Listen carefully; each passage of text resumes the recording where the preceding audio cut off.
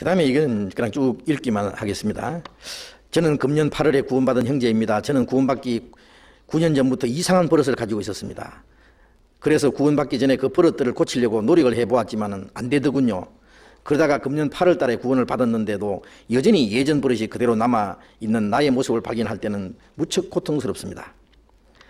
그런 버릇을 가지고 있으므로 그 버릇을 행하고 있을 때는 이미 주님을 등 뒤로 보내고 제가 주관이 되어 있는 나의 모습을 발견할 때 주님을 의지하고 불쑥 튀어나오는 버릇을 억누리려 해도 그 상황에서는 잘 안 되더군요.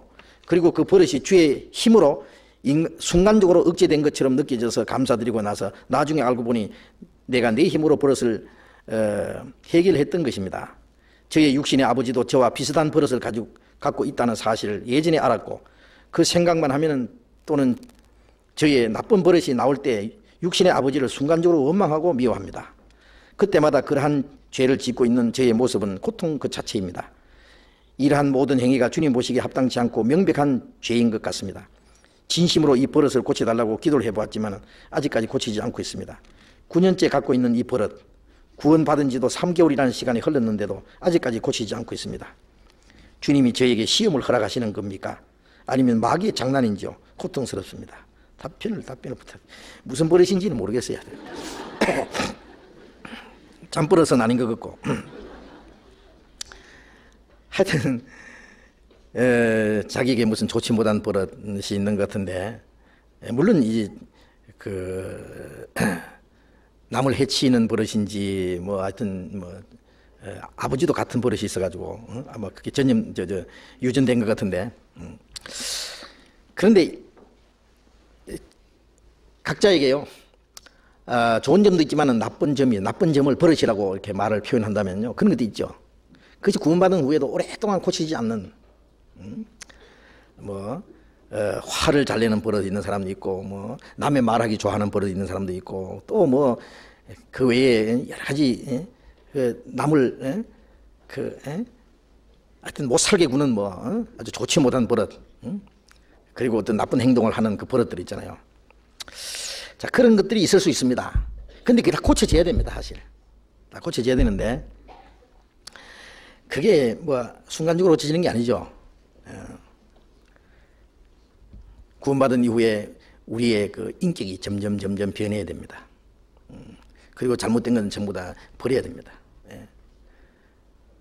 요한복음 17장 17절에 아버지여 저희를 진리로 거룩하게 하옵소서. 아버지의 말씀은 진리니이다. 진리의 말씀으로 진리로 저희를 거룩하게 하옵소서. 아버지의 말씀은 진리입니다. 그럼 거룩해진다는 건 뭐예요? 우리의 마음이 잘못된 것이 고쳐지는 겁니다. 점점 깨끗해지는 겁니다. 그 말씀으로 고쳐지는 거예요. 또 에베소서 5장 26절에 보면은 물로 씻는 것 같이 말씀으로 깨끗하게 하사 거룩하게 하시고, 그런 말씀이 있어요. 어린아이가 나면은 매일 모욕을 시킵니다. 매일. 그래 무럭무럭 자라요. 구원받고 나면 계속 말씀을 배우고 읽고 외우고 듣고 배우고 계속 하는 가운데서 자기도 모르게 옛것이 자꾸 씻겨 나가요. 점점. 그리고 성경을 계속 배우고 생활 속에 실천해 나가고 하는 동안에요, 나도 모르는 사이에 점점 변화된 모습을 발견합니다. 그래서 어떤 사람은요, 죽을 때까지 그 버릇이 없어지지 않을 수도 있어요. 그러나 적어도 그것으로서 죄를 짓지는 않아야 됩니다. 그 자기 개인의 어떤 그 성격 같은 거 있잖아요. 약점 같은 거. 그게 잘 안 고쳐지는 수가 있어요.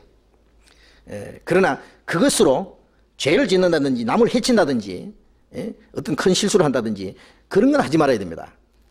그것이 죽을 때까지 완전히 없어지지는 않더라도 그것이 죄를 짓지 말아야 돼요. 분을 내어도 죄를 짓지 말며, 이런 말씀 있잖아요. 분은 낼 수 있지만 죄는 짓지 말아요. 그래서 한 3개월밖에 안 됐다 그러니까요, 3개월 가지고 금방 고쳐지겠어요? 어떤 사람은 좀 빨리 고쳐지는 수도 있지만은요, 걱정하지 말고 계속 성경을 배우고, 의사가 약을 지어주면서 매일 하루에 3번씩 몇 달 잡수십시오. 그 시키는 대로 계속 먹어야 돼요. 근데 먹다가 말다가 대개 보면 약 잔뜩 가져와서 말이에요, 몇 번 먹다가 구석에 쳐봐놓고 안 먹고 나중에 내보낸 사람 있잖아요. 그래놓고는 약 먹었습니까? 네, 먹었는데 효과 하나도 없더라고. 그런 사람 있죠. 먹긴 뭘 먹어요, 먹다가 말다가 했는데요. 그것처럼요, 성경을 계속 말씀을 배우고 읽고 교제에 참여하고 그러면요, 그 말씀이 그 사람을 고칩니다. 말씀이. 그런데 말씀을 읽기를 등한히 하고 배우는 걸 등한히 하고 집회 참석하는 등한히 하고 그러면요, 구원받아서도 오랫동안 안 고쳐져요, 옛사람이. 그래서 그 로마서 7장에 있는데 옛사람과 새사람이 속사람이 싸움입니다. 겉사람과 속사람의 싸움. 그게 이제 말씀을 쭉 배우는 가운데서 쭉 점점 성장하면은, 성장한다는 것은 옛사람이 점점 죽고 겉사람이 죽고 속사람이 내 마음을 주장하는 거예요. 그러니까 그걸 이길 수 있는 힘이 생기는 겁니다. 이 말씀은 히브리서 6장에 있는 말씀, 이거는 지금 이 시간 가지고 안 되겠습니다. 다음에 제가 말씀드리도록 약속하겠습니다. 시간 많이 갔으니까 기도하겠습니다. 자비로우신 우리 아버지 하나님, 이 세상의 많은 사람 가운데서 우리를 구별해 주시고 영원한 생명과 소망 가운데 살아가게 해주신 주님 감사합니다.